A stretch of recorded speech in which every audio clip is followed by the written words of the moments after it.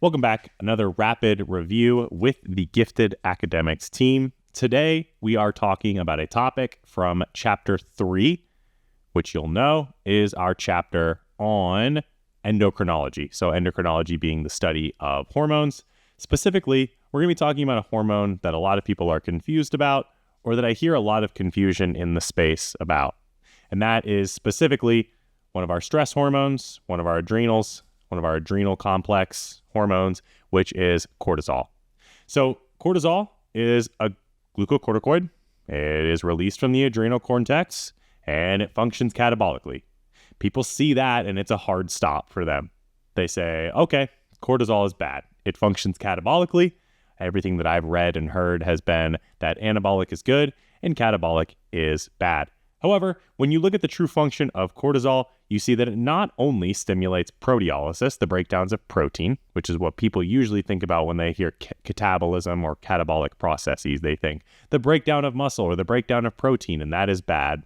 Not necessarily untrue, possibly short-sighted, but not untrue. The good part of cortisol is that it also stimulates lipolysis, the breakdown of fatty acids. So if your goal is to utilize fat as energy during exercise or to lose body fat to improve your own body composition, you should know that cortisol can be your friend.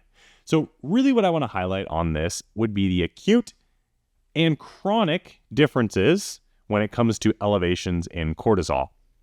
When I go to workout, when I start a workout session, there is going to be an acute response in cortisol. That is going to directly relate to the intensity and the duration of that exercise, in that more intense and longer exercise sessions will require a larger amount of fuel. That means that catabolic activity, specifically the catabolic activity of a hormone like cortisol, will go up. During training, you are going to see an increase in cortisol that is unavoidable, and it will directly parallel the intensity in the training and the duration of your training. We can see a similar response in both men and women. So if you're looking at differences between genders, you won't see a very, reliable or statistically significant difference when looking at men versus women. The more metabolically demanding the exercise, again, reflecting an increase in intensity or duration, higher total work, higher total volume, moderate to high intensities, shorter rest periods, high lactate concentrations, anything that you can think of to make a training session, quote unquote, harder, either objectively or subjectively, will more than likely increase the acute cortisol response. That is perfectly normal. That is healthy, biologically speaking, physiologically speaking. That is what we want. We want to be able to liberate more fuel so we can replenish and rephosphorylate ATP to a larger extent and continue exercise. The difference that people fail, or the differentiation that people fail to make, is that there are delineations between acute and chronic elevations in cortisol.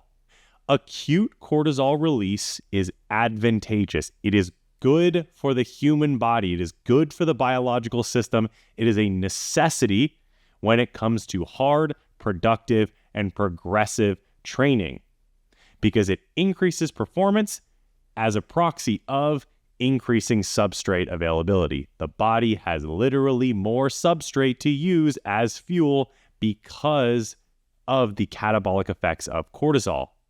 Now, chronic elevations in cortisol are something that we do want to avoid. So when a lot of people say cortisol is bad, they mean that chronic elevations, your cortisol is always well above what is considered to be the normal range. That is a symptom of an overstressed, overworked, overtrained, non-functionally overreached body, and something to take very seriously. Now, there are some nutritional interventions that you can make to decrease or to blunt the effects of cortisol around your training, and both of those come down to spiking insulin. So increase in protein intake as well as carbohydrates, even the combination of the two, may blunt the cortisol response. And that's largely because you will just have more fuel available to the system, readily available, like the glucose that is now coursing through your blood to use as fuel, rather than needing a spike in cortisol to liberate some of those same fuels to be used during exercise. With exercise, chronic exercise, we don't really see a change in cortisol concentration, largely because as you become more fit, you can train at higher intensities for higher durations, meaning an even greater need for fuel.